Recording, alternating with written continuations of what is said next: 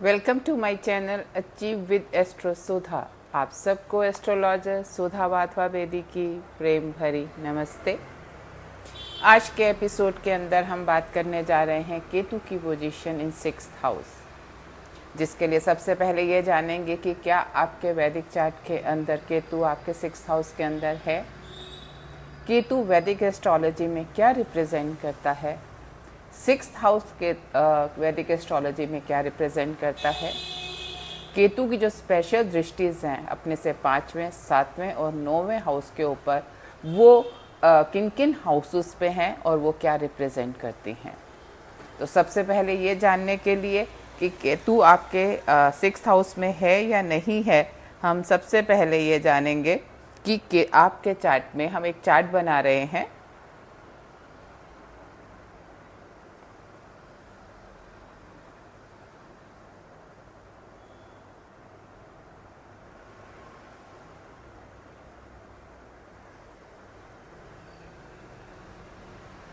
हमने स्क्रीन के ऊपर एक चार्ट बनाया है अब, जिसमें हम कुछ नंबर्स लिख रहे हैं।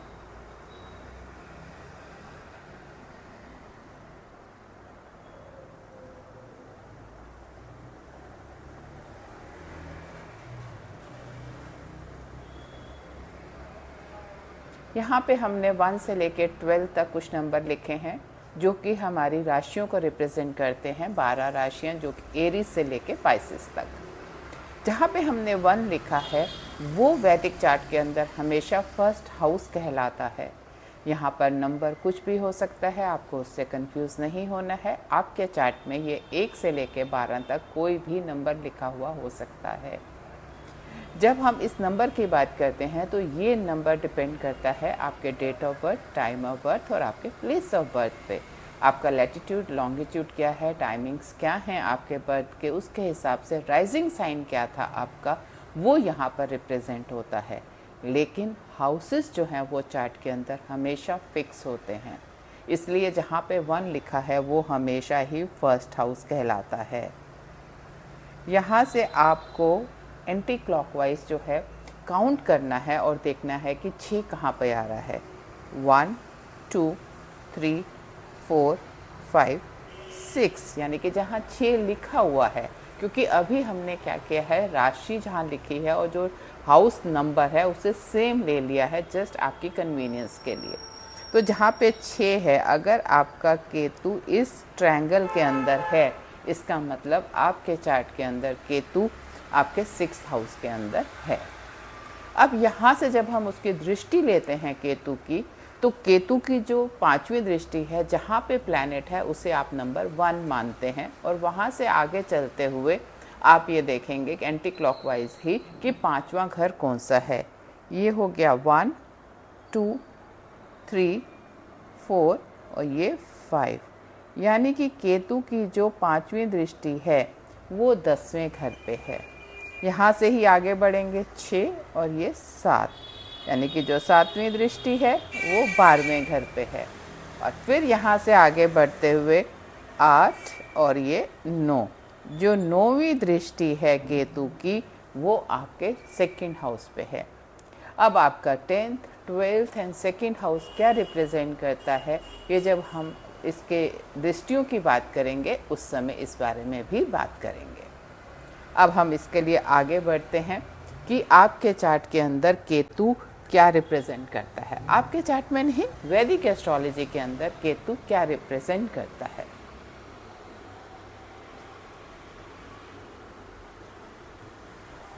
केतु जो है वो एक छाया ग्रह है जिसका कोई सिर नहीं है। ये साउथ नोड है मून का, कोई बट एक बॉडी नहीं है जैसे बाकी हमारे 7 प्लैनेट्स हैं, इसकी कोई बॉडी नहीं है। ये रिप्रेजेंट करता है डिटैचमेंट को, मोक्ष को और हमारे पास्ट लाइफ कर्मा को। स्पिरिचुअल ग्रोथ जो है, जो थ्रू सेपरेशन होती है इस केस के अंदर, क्योंकि केतु जहाँ पे भी बैठता है वहाँ के लिए वो डिटैचमेंट देता है और आपको स्पिरिचुअलिटी की ओर लेके जाता है। तो जो सेपरेशन होती है, डिटैचमेंट होती है और वहाँ से जब आपका लगाव हटता है, आप अलग होते हैं, तो वो ग्रोथ आपकी स्पिरिचुअलिटी की ओर होती है जहाँ पर भी केतु बैठा है। यहाँ पर सडन चेंजेस हो जाते हैं, क्योंकि ये मिस्ट्रीज एंड साइकिक इंसाइट का भी प्लैनेट है। पास्ट लाइफ के अंदर जो काम भी आपने बहुत अच्छे से कर लिए थे, जो जिनकी आपकी मास्टरी थी, वो जगह पे केतु रिप्रेजेंट करता है।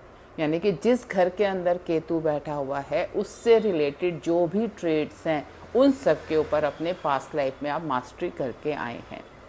मटेरियल रिजल्ट्स के अंदर केतु को कोई इंटरेस्ट नहीं होता, बिल्कुल ये वहाँ से दूर है दुनियादारी से।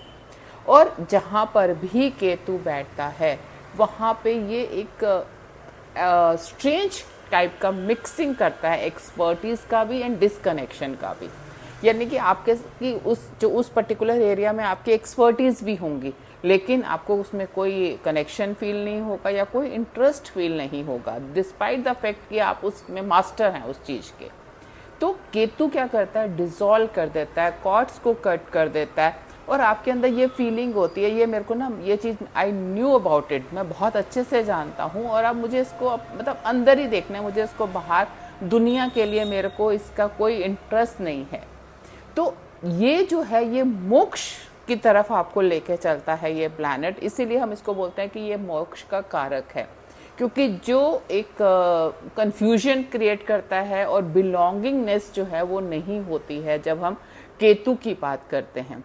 इसीलिए ये मेंटल कंफ्यूजन का भी, नॉन सेटिस्फेक्शन का भी, नॉन कंटेंटमेंट का भी कारक कहलाता है।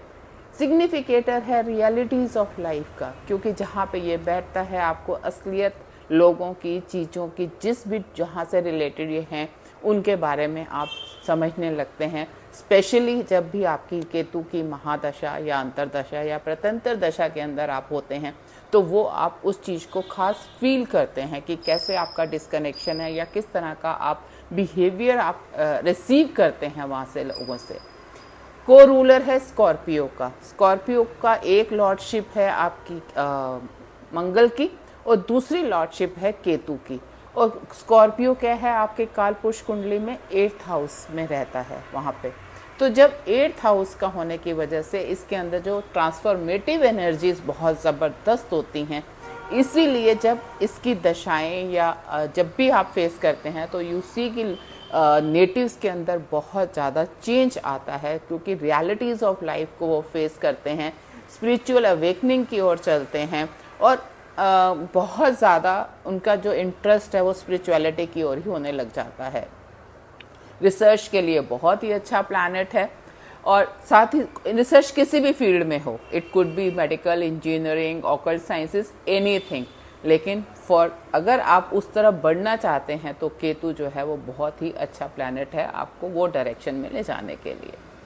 अब हम बात करेंगे कि 6th हाउस हमारे चार्ट के अंदर क्या रिप्रेजेंट करता है। 6th हाउस है हमारे सर्विसेज का एंड स्ट्रगल्स का, हमारे एनिमीज का, राइवल्स का, कॉम्पिटिशन्स का, एनी काइंड ऑफ डेट्स का, आपने कोई भी लोन लिए, किसी भी तरह के कर्जे हैं आपके ऊपर, वो सब आप छठे घर से देखते हैं। आपकी हेल्थ, आपकी डिसीज़, ये सारी चीज़ें भी आपकी 6th हाउस से आती हैं। डेली वर्क रूटीन क्या है आपकी, आप लोगों के लिए क्या करना चाहते हैं, सर्विस टू अदर पीपल किस तरह की रहना चाहते हैं, सेवा भाव है नहीं है, आप क्या किस तरह का आपका बिहेवियर होता है, स्वभाव होता है, वो भी हम 6th हाउस से देखते हैं। Discipline, power, problem solving, practical skills, ये सब की सब चीज़ें जो हैं हम 6th हाउस से देखते हैं। और कालपुरुष कुंडली के अंदर ये 6th हाउस जो है वो आपके अर्थ भाव को भी रिप्रेजेंट करता है, क्योंकि पहला आपका धर्म, अर्थ, काम, मोक्ष, और उसी में रिपीट करते हैं तो धर्म, अर्थ, तो ये छठा घर जो है वो अर्थ को रिप्रेजेंट करता है। इसका मतलब ये डील करता है मटेरियल वर्ल्ड से भी और आपकी उस एबिलिटी से भी कि आप कैसे चैलेंजेस को फेस करेंगे अपनी डे टू डे लाइफ के अंदर।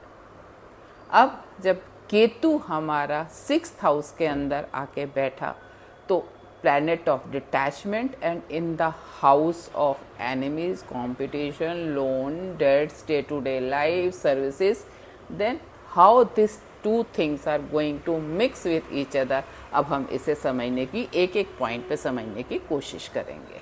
सबसे पहले हम ये देखते हैं कि जब एनिमीज़ को रिप्रेजेंट कर रहा है तो ऐसे नेटिव्स ना बड़े मतलब अनयूजुअल वे होता है उनको एनिमीज़ को हैंडल करने का। जनरली इट्स नॉट दैट कि दे fear the open confrontation, but जो उनका डिफीट करने का तरीका होता है वो बिल्कुल अनएक्सपेक्टेड होता है और इन डिफरेंट वेज के अंदर वो अपने एनिमीज़ को डिफीट करते हैं। और बहुत बारी तो ये भी देखा गया है कि जो एनिमीज़ हैं दे हार्म देमसेल्फ, वो अपने आप को खुद ही नुकसान दे देते हैं। इवन मतलब नेटिव बिल्कुल भी किसी तरह के उनके अगेंस्ट काम नहीं करता, कुछ नहीं करता, और जो उनके एनिमीज़ हैं वो अपना खुद ही बिगाड़ लेते हैं। Either it is something they have मतलब पास्ट लाइफ के स्किल्स होते हैं कि कैसे उनको इसे हैंडल करना है या क्या करना है, या उनका ऑरा ऐसा होता है कि they use some total unexpected ways जहाँ पे उनको एनिमीज़ को वो हैंडल करना है। इवन ओवरकमिंग जो चैलेंजेस हैं, उनका जो नेचुरल एबिलिटी है उनके अंदर किसी भी डिस्प्यूट को हैंडल करने की, लीगल मैटर्स को हैंडल करने की, कॉम्पिटिटिव सिचुएशंस को हैंडल करने की, क्योंकि कंपटीशन का हाउस भी है आपका 6, तो वो मतलब जैसे they are the master from that, क्योंकि केतु है तो they are the master of that, though they are not interested into it, लेकिन वो इनकी ना इनबिल्ट इंस्टिंक्ट होती है जिससे वो उस चीज़ को हैंडल करते हैं अपने एनिमीज़ को, अपने कॉम्पिटिटर्स को। लेकिन जो एक day to day routine works हैं उन लोगों को बिल्कुल भी पसंद नहीं होते हैं। वहाँ पे वो उनकी disconnection they feel, detachment they feel, और मतलब उनको लगता है कि जो रिपीटेड डेली जॉब्स हैं, मतलब जैसे अगर किसी को जॉब करनी है 9 to 5 की, वो बिल्कुल भी प्रेफर नहीं करेंगे जिन लोगों का केतु 6th हाउस के अंदर है। It is advisable for such people to be into the business और सम थिंग्स जहाँ पे कुछ मतलब फ्लेक्सिबिलिटीज़ हो, अनकन्वेंशनल वर्क पैटर्न्स हो। लेकिन जो 9 to 5 का एक सिंगल पैटर्न वाला जॉब है वो इन नेटिव्स के लिए बिल्कुल भी सूटेबल नहीं होता। They feel very uncomfortable in such situations. साथ ही साथ जो हेल्थ का इश्यूज़ है वो बहुत मिस्टीरियस या हार्ड टू डायग्नोस इलनेस को के साथ ये लोग आते हैं, जहाँ पर मतलब मैनी टाइम्स ये देखा गया है कि जो इवन हेल्थ जर्नी है इन लोगों की वो ही इनकी स्पिरिचुअल टीचर हो जाती है, क्योंकि यहाँ हेल्थ इश्यूज हैं, they have to face that, और वो उनकी सोल जर्नी हो जाती है ऐसे नेटिव्स की। जो हेल्थ उनका बहुत मेजर रीज़न बनता है उनकी लाइफ की सोल जर्नी का, उनके पर्पस का, why they are here and what requirement universe is asking to them. Financial approaches के अंदर क्योंकि अर्थ का भी है, लोन्स का हाउसेस भी है, डेट्स का हाउसेस भी है, तो ऐसे नेटिव्स जनरली अवॉइड करते हैं किसी भी तरह के लोन्स को लेने को या कर्जे उठाने के, किसी भी तरह के। They are not interested into it. यहाँ पे जब हम केतु राहु की बात करेंगे, राहु हमारे 12th हाउस में है, हाउसेस ऑफ एक्सपेंसेस के अंदर है। वहाँ पे ऐसे नेटिव्स के लिए बहुत इम्पॉर्टेंट हो जाता है कि वो अपने पैसे को इन्वेस्टमेंट के अंदर बहुत ज़्यादा यूज़ कर दें, क्योंकि राहु को अपना ऑब्सेशन है वहाँ पर बैठ के खर्चा करने का, और केतु यहाँ पे किसी भी तरह के लोन्स, और Rahu and Ketu they are the single identity, they are not opposite कि भी एक को हम इंडिविजुअली नहीं ले सकते। राहु पुशिस केतु कि आप लोन उठाओ या डेट्स उसके अंदर करो।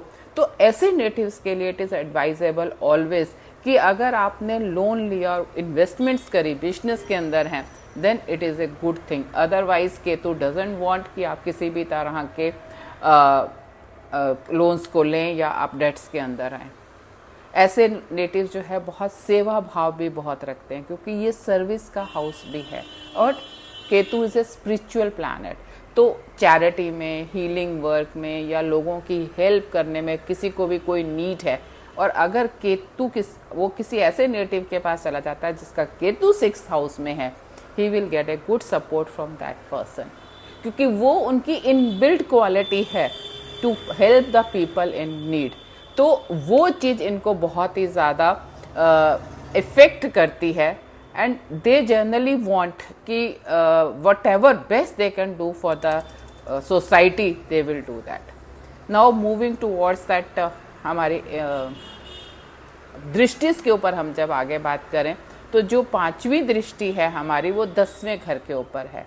10th भाव जो है वो आपका कर्म का भाव है, आपके प्रोफेशन का भाव है। हमने अभी बात किया कि they don't like that 9 to 6 job, क्योंकि वो रूटीन को फॉलो नहीं करना चाहते हैं।